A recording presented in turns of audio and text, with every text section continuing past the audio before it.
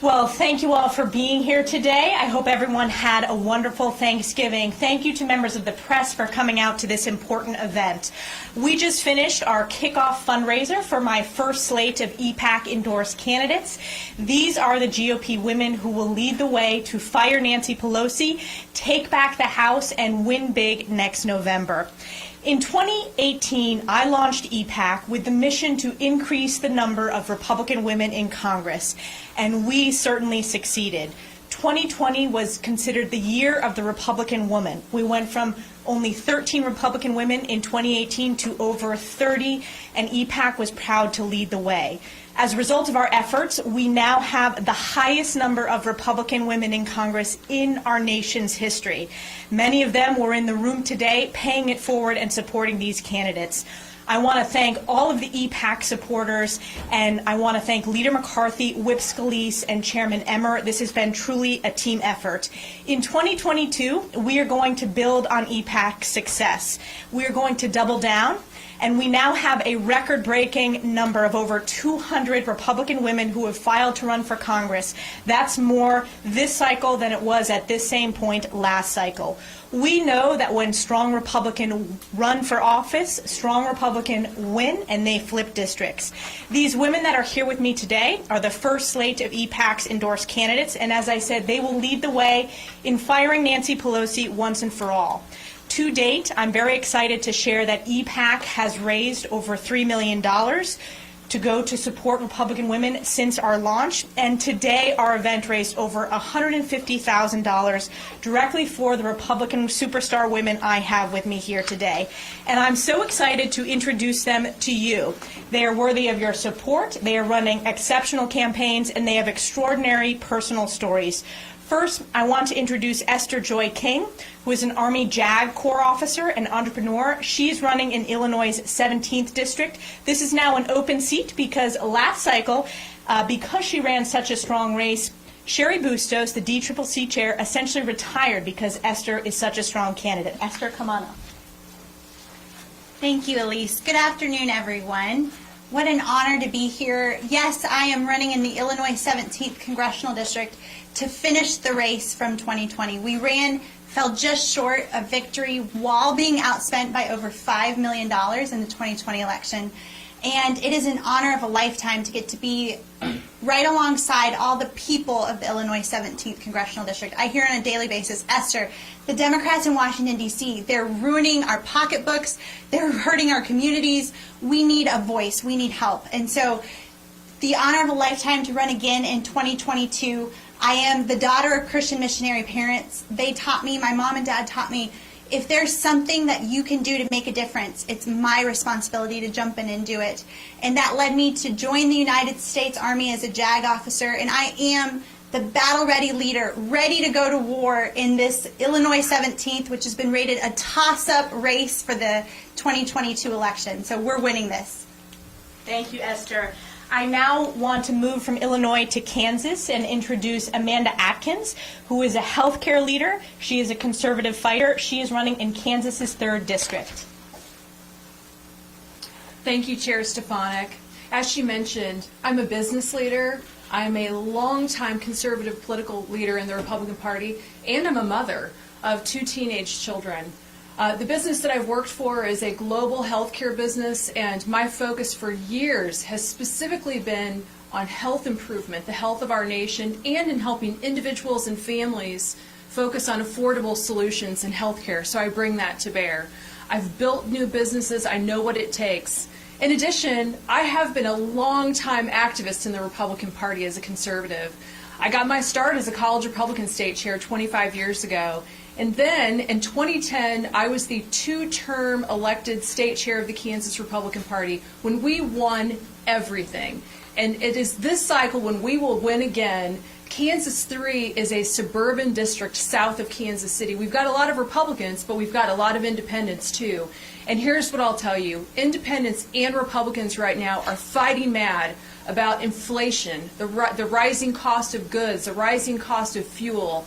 And they're really angry about the overreach of government. So the path back to the majority, it definitely runs through Kansas 3. Thanks. Moving from Kansas back up to the Northeast, I'm excited to introduce Caroline Levitt, who is running in New Hampshire's 1st District against far-left Democrat Chris Pappas. Caroline served in the press secretary's office for President Donald Trump and served as my former communications director. Caroline. Thank you, Elise. Good afternoon, everyone. Thank you for coming. As the Congresswoman said, my name is Caroline Levitt, and I am running in New Hampshire's 1st Congressional District. It is my home seat. I grew up in the district in a small business family, a working-class, blue-collar family. My parents worked hard for everything we've earned, and they instilled those values in me at a very young age.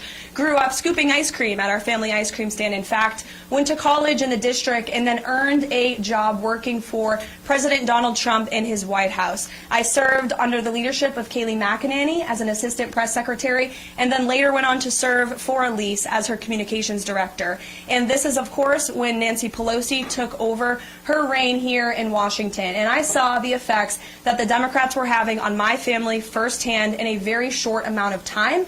I felt compelled to get off of the sidelines and to step into the arena to fight for hardworking families like my own in my home district. This is a winnable seat, and I am running to unseat Democrat Chris Pappas and retire Nancy Pelosi. I'm also running because we as conservative Republicans have a major problem with my generation of voters. I live amongst an entire generation that does not believe in the American dream. In fact, they believe in socialism, and I feel compelled to change the hearts and minds of young people across this country so that we can save America and preserve the great country that has given my family the opportunity to achieve the American dream. We are running a very grassroots, strong race in New Hampshire's 1st District. I've outraised my opponents with from individuals and small businesses in the state of New Hampshire by far. That speaks to our conservative message. Voters in New Hampshire are excited to send a homegrown fighter, and in fact the youngest member of Congress and the first Republican woman to the House of Representatives. So thank you very much for coming today, and thank you, Elise, for your support. Caroline's going to beat my record as the youngest Republican woman ever elected, so we're excited about that.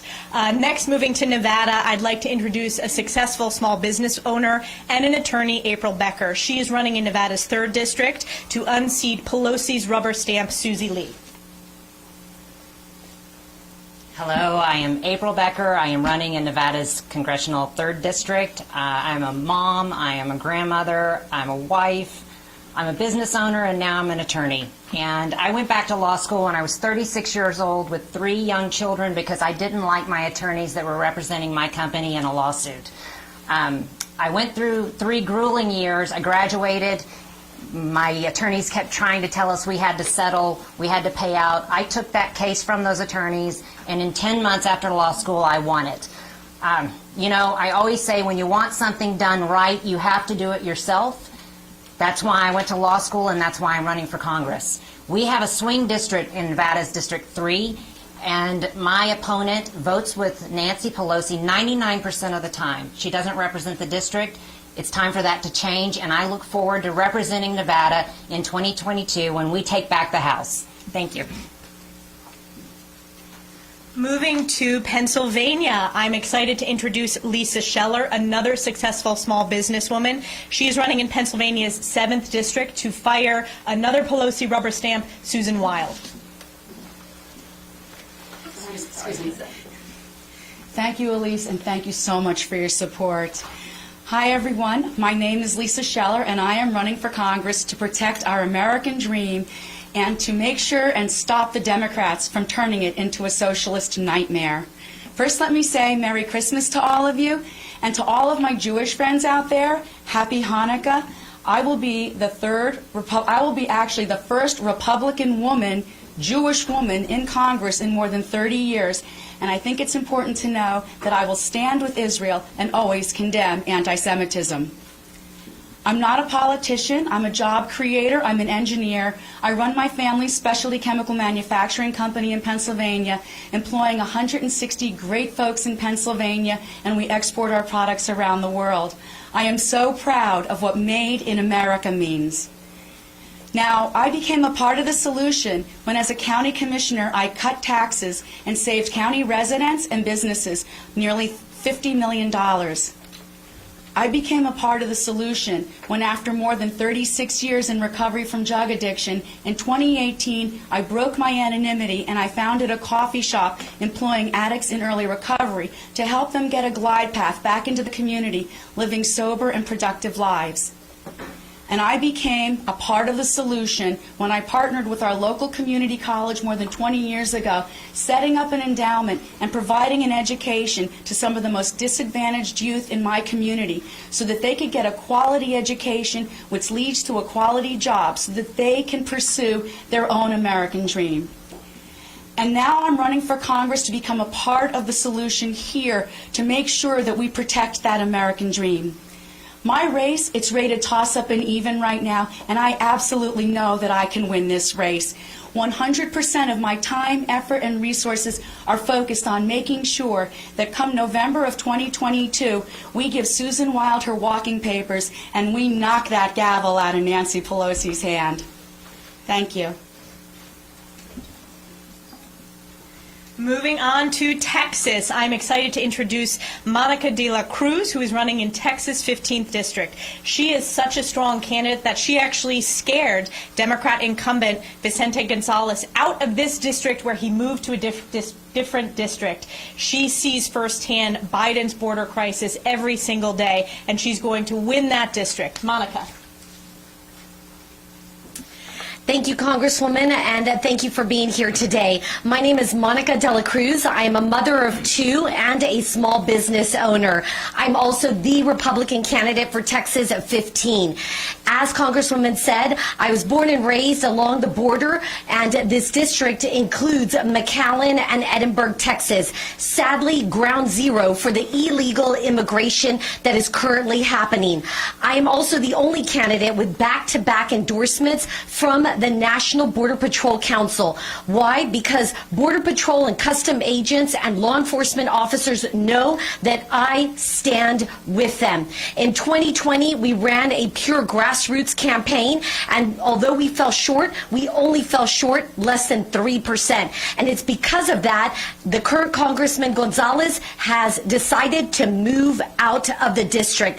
And that's why we will be successful in 2020, because when elected, I will be the first Hispanic Republican female to represent the great state of Texas. And Virginia. We saw a red wave in Virginia with Glenn Youngkin's victory, and we're very excited about our opportunity to flip multiple districts in Virginia. I want to first start out in Virginia's 2nd District, which is held currently by Democrat Elaine Luria, a rubber stamp and puppet for Nancy Pelosi. I'm proud to introduce a current Virginia State Senator, a nurse practitioner, and former U.S. Navy helicopter pilot. She truly does it all, Jen Kiggins. Thank you so much, Congresswoman Stefanik. It's great to be with you all today. I am Virginia State Senator Jen Kiggins, and I am running for Congressional District 2 in Hampton Roads. I was a former Navy helicopter pilot. I flew H-46s and H-3 for 10 years, and 10 of the best years of my life. Got out of the Navy and used my GI Bill to go back to school to become a nurse and a geriatric nurse practitioner, where I currently practice today to take care of our greatest generation. It's been an honor to be their voice and to advocate for them at the state level. In 2019, I saw what was happening to Virginia. We had a blue wave that was coming through the Commonwealth. It was a hard year for Republicans to win. We worked our tails off and won that state Senate seat, and it's been an honor to have a front row seat just to the danger and insanity of one-party political rule. We've seen our rights be violated. We've seen our economy be trashed. We've seen our kids out of school. We've seen the border crisis. We've seen what happened in Afghanistan. We've seen a lot of things, especially in Virginia, where we know what happens when we don't have that balance of power. So it motivates me to get off my couch and to want to be a part of the team that's going to help take back the U.S. House and flip the House next year with midterm elections. So, my life has been about service. It's been about service to country as a Navy pilot. It's about service to my family as a mom of 4. It's about service to my community as a nurse practitioner, and service to my constituents as a state senator. So it will be an honor to be a life of service to continue as a U.S. House of Representative in 2022. So really looking forward to helping to take back that seat and to helping fire Nancy Pelosi. So thanks for having me today. And finishing up in Virginia's 10th district, this is a seat I'm very excited about our opportunity to win back with an incredibly strong candidate, current Prince William County Supervisor Janine Lawson. This is currently held by far-left Pelosi puppet Jennifer Wexton. This is a seat that I believe we are going to win big. Janine has a record of winning in tough districts, and she's going to win it next November. I like your optimism, Congresswoman. Thank you very much. I am Janine Lawson, and I am running for Virginia's 10th district next year, and I believe we are going to flip that seat. It has been an honor to serve Prince William County since 2014. I have represented that district in a deep blue county, but I've stuck to my principles, and that's exactly what I plan to do running for Congress. I have been a county supervisor who has stood up to a woke CRT curricula. I've stood up to the folks that have asked for defunding of Prince William County's police department.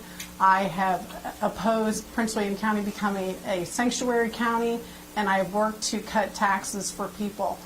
Loudoun County, which is the center of the 10th district, happens to be where we all know Glenn Youngkin, in his successful gubernatorial bid just a few weeks ago today, proved that even liberal Northern Virginia is fed up with a woke school curricula, fed up with the nonsense of soft on crime, and fed up with higher taxes. In Congress, I will pass common sense legislation, defend middle class Americans, and not this radical Biden, Pelosi, Wexton agenda.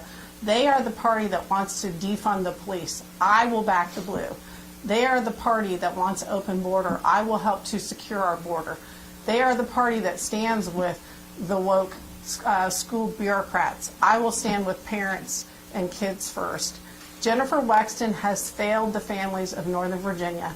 It's time to restore common sense leadership to this district, and that's exactly what we're going to do next year. Thank you so much.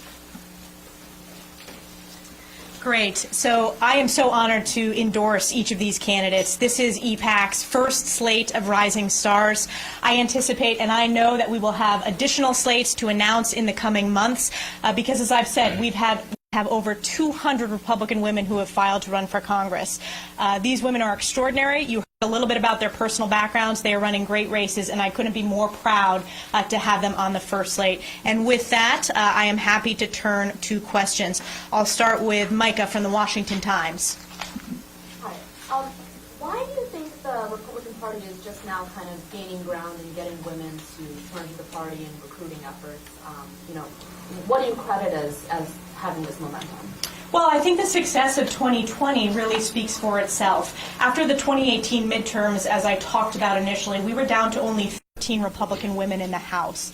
And at that point, I realized that we had a problem. We were not reflective of America. And I made it my mission to focus E-PAC on supporting Republican women, investing in them early. And that was something that I experienced as a first-time candidate when I ran and flipped a district in 2014. That early support is so incredibly important. Many people did not, had doubts about E-PAC's mission and thought it would be just an incredible achievement if we got to 20 women elected from 13. We blew past that goal and elected over 30 Republican women. And that number is going to go much higher in 2022. So I think success leads to more success, and this model works, and we work as a team with the NRCC. Next question I'll go to Nicholas from Real America's Voice. Hi. Thank you so much. So first I wanted to ask you, for the candidates, what are the top issues that you see will most likely drive suburban voters to the Republicans in 2022, specifically suburban women voters? Sure. I'll let some of the suburban districts want to pop up. Great. Sure, I'm happy to directly answer that. So as I mentioned earlier, Kansas 3 is a largely suburban district to the south of Kansas City. And I will tell you that in my district, there are two drivers. First, it really is about the economy, and it really is about the pocketbook when it comes to voters in our district. Inflation consistently, I've already had driveway events since last summer, consistently comes up as a top issue for people because they're feeling the pinch at the gas pump, but they are at the grocery store too, having, everybody just experienced it last week at Thanksgiving. When we actually did the math and we looked at what is the differential. If you take into consideration rising wages, but then the impact of inflation, it's still somewhere between $1,500 to $2,000 in the negative for people in our district. So that is the overall issue that is driving a lot right now. But related to that, keep in mind, people recognize that a lot of that is due to federal spending and an influx of money that's in the system. So they are very, very frustrated by the overreach of the federal government and by all the spending. So limited government this cycle is going to be a huge, huge issue, I'm finding. And Janine, since you experienced in Virginia. Thank you. Thank you. That is a great question. I can tell you in Northern Virginia, which we all know is a blue area, we saw a ground movement of suburban moms coming back to our party because of two key issues. The critical race theory that is shoved down parents' and kids' throats, they are rejecting that, and also just the nonsense of soft on crime. Obviously, they care about public safety, and they certainly care about what their kids are learning in public schools, and Glenn Youngkin highlighted how key those issues are. So I'm excited at the idea of taking education and winning with it because of our common sense policies. And we are about, uniting America, not dividing us, certainly on the color of our skin. And that's what the far left is all about today. So thank you for that question. And Chair Stefanik, I did have a question specifically for Sure. you. I was wondering, what do you think about the situation involving Steve Bannon, the charges against him, and just kind of the overall situation with the January 6th charges and everything related to it? It is a partisan political witch hunt by Nancy Pelosi. This is Nancy Pelosi's committee. It is completely political. And let's talk about the hypocrisy of this Department of Justice. Eric Holder has been held in contempt of Congress. Lois Lerner has been held in contempt of Congress. This is politicization of the Department of Justice to really attack Republicans, attack conservatives, and attack President Trump supporters. Next, I'll go to Julia Manchester from The Hill. Thank you so much, Congresswoman. I'd like to ask about suburban women voters. This was a voting bloc that during the Trump administration in many places swung to the left, but during the Virginia gubernatorial election, we saw that many suburban women swung back to the right. How do you plan, and how does E-PAC plan to really appeal to this voting group, and how do Republicans plan to do this as well ahead of the midterms? Well, I represent suburban areas in my district, and when I talk to voters, they are concerned about inflation, like Amanda talked about in Kansas. We're seeing that all across the country. They're also concerned about their kids' education. You heard from Janine how important the educational issues were in the Virginia race. I also think crime is an important issue in the suburbs. We saw that in the suburbs of New York when Republicans swept in local elections this year in suburbs that were very difficult to win in previous cycles. I think these candidates know their districts the best, and I think many of them are examples of they've run tough races, whether at the state or local level in these suburban regions. And if you look at the generic ballot, no sitting president has lost more support faster than President Joe Biden in the past 40 years. This is also the biggest opportunity for Republicans on the generic ballot in 40 years since they've asked the question. So on issues that matter, border crisis, inflation, crime, Democrats are not speaking to the American people. They're making those problems worse. Republicans oppose the Biden-Pelosi agenda and want to support our law enforcement. They stand with our parents. We want to rein in our federal spending to balance our budget. Next question, I'll go to Kirk from National Journal. If Kirk's not here, I'll go to Matt Foldy. Oh, go ahead. Sorry. It's hard for her to see, so if you guys want to come up to your question. Kirk, go ahead. Thanks for having us today. My question is, a lot of you guys are running in districts President Biden won. Are there any areas that you guys would like to work with President Biden if you're elected in his final 2 years in office? In his 2 years in office? Well, I want to take that question first. This is a president who, on his inauguration, talked about bringing the country together, and we've seen the exact opposite. We've seen very far-left policy proposals. We've seen both a House a Senate and the administration appease the far left. We're seeing this with his Build Back Better agenda, which is really bankrupting America. It will be the most costly spending bill in our nation's history and the largest tax increase in our nation's history. That's not bipartisanship. That's very, very far left partisanship that we're seeing from President Joe Biden. And the question I would ask is, why aren't Democrats in the House? Why doesn't Nancy Pelosi reach out to Republicans? Because they have no interest in working with Republicans. This is purely about appeasing her far left flank. Anyone else want to add to that? I'll add to it. Sure, Esther. So I just went through a redistricting process in the state of Illinois. If you look at our maps, they're the most corrupt. It's just obviously corrupt. So my district shifted to a Biden +8 district, but it is not that today. That's how it voted on Election Day 2020. But when you talk to people and hear what their needs are, like they're hungry to be heard, to matter. And so I think it actually represents a huge opportunity because voters they have buyer's remorse, right? They're upset at what's going on here in Washington, D.C. So it represents a huge opportunity for each and every one of us. When women work, women win. And so for me, showing up in these communities, hearing what their concerns are, whether it's inflation or lockdowns or their children being a year behind in school, all these things are things that the Democrats and the administration are not listening to them on. And if we show up and really meet people where they're at on these issues and create real world solutions for them, we can absolutely capitalize on this moment. And I'll just add one other item, Kirk. I'll take the border crisis for an example. Joe Biden should be working with House Republicans on the border crisis. They have refused. This current massive spending bill has $0 of increased border security funding, a lack of support for Border Patrol. So this administration should be dealing with the border crisis, but they failed to do so. I'll go to Matt Foldy from the Free Beacon. Thanks for having all of us here today. Congresswoman Stefanik, to shift a little bit to this week's news, we learned this week that Chris Cuomo worked even more closely with now former Governor Andrew Cuomo on covering up basically everything from nursing homes to his Me Too allegations. Now, you were the first federally elected official to call on Governor Cuomo to resign, as I recall. So do you think that CNN should cancel Chris Cuomo's contract permanently, given now everything that we're continuing to learn about his relationships with former governor? Absolutely, 100%. Chris Cuomo should be fired immediately. There does not need to be a review. The documents that were part of the Attorney General's investigation are quite clear that he is complicit in the criminal, corrupt behavior of who I dubbed the worst governor in America, although Kathy Hochul is doubling down on that. But Chris Cuomo should be fired. But there's also additional reporters who have been ensnared in this. Katie Tour was mimicking and puppeting the talking points provided by the Cuomo political staff members. The Atlantic had reporters who were accepting the talking points from the political Cuomo appointees.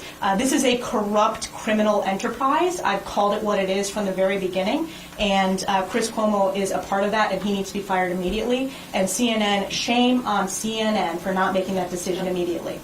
Last question. For New York Post. Hi, Congressman Stefanik. Today, Congresswoman Marjorie Taylor Greene has been going after Congresswoman Nancy Mace, who I believe you endorsed last cycle. I was wondering if you had any thoughts on that and how to just kind of bridge the divide between the different factions of the caucus heading into the midterms. Listen, we're working as a team. There has never been more momentum. We are unified on the issues that matter to the American people, on making sure that we're reining in our spending to tackle inflation, on investing in border security. The issues that people care about are not the Twitter infighting. They care about issues that impact their daily lives, and that's what Republicans are focused on. We've never been in a stronger position, and we will be unified and working as one team with candidates from suburban districts from all across the country going into next November's election. Thank you so much, everybody. Yep. Great.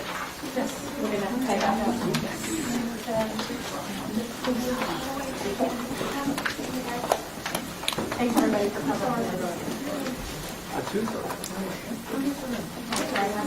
coming.